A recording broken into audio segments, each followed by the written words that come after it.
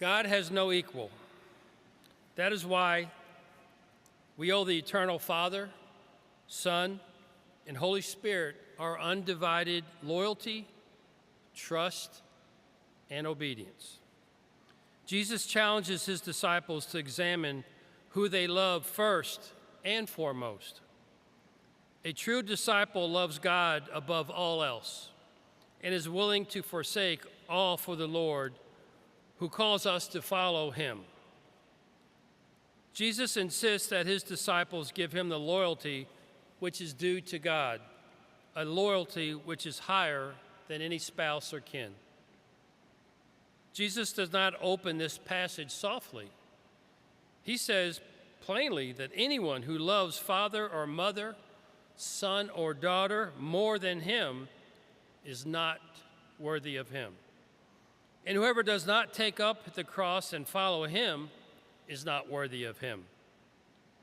These are not encouraging words. These are not the words of someone trying to attract followers. People must have thought, Jesus is either the Son of God or he's a madman. No teacher or prophet could make this demand. Only God himself can ask that he be placed above every human attachment, including the deepest bonds of a family. Jesus is not saying that we are to turn our backs on our families and friends. He is not saying that we should not enjoy the good things in life. Instead, we are asked to think of what sacrifices are we willing to make to be people of God. The key is understanding that the Jewish culture during Jesus' time, the Hebrew community would have understood Christ's bold statement to be a message about commitment and priorities. In other words, God must always be first. When God is truly first, all others' loves are ordered rightly. They become more beautiful, not less. A man who loves God above his wife will love his wife better. A woman who loves God above her children will be a more selfless mother. The disorder comes only when we invert God with something that we love. When family loyalty replaces loyalty to God, it then becomes disordered. Matthew was writing to mainly converts from Judaism. There was a tension in that community about the difference between the God of the Torah and this Jesus, the Messiah, who claimed to be God.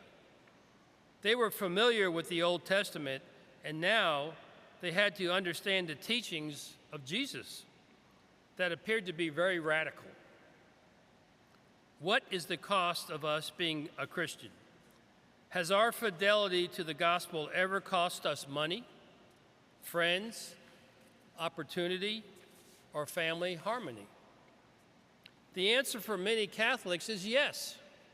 Perhaps it cost a relationship, a promotion, a social standing because of a refusal to compromise on what is true. Jesus is not surprised by this because he predicted it. Think of every saint who has ever lived. Not one of them achieved holiness by protecting themselves, managing their reputation, or making Christianity convenient. Every saint was someone who took the cross and in doing so found that life that never ends. Remember, we cannot have the Easter Sunday without the Good Friday. The crowds that followed Jesus around were not totally committed. They were curious to see if this person, who called himself the Son of Man, was the real deal. Jesus doesn't want groupies following him. He wants to awaken half-hearted followers to the consequences of not being prepared for the task following his teachings. The question this gospel places before every baptized person is not, do you admire Jesus? But do you belong to him? Admiration costs nothing. Belonging can cost everything, but it will gain everything. Take up the cross, lose the life that is never truly yours to keep, and find the life that is eternal. The love of God compels us to choose who we are and who we will be in our lives. To place any relationship or anything else above God is a form of idolatry. But only God's love can see us free to love as He loves, with mercy, with kindness, goodness, patience, and self-control. The first and great commandment is to love the Lord our God with all of our heart, soul, mind, and strength. If we pursue the love of God and put His kingdom first in our lives, then He will give us everything we need to sustain now and the eternity as well. I suggest you ask yourself, is God the Lord and Master of my life?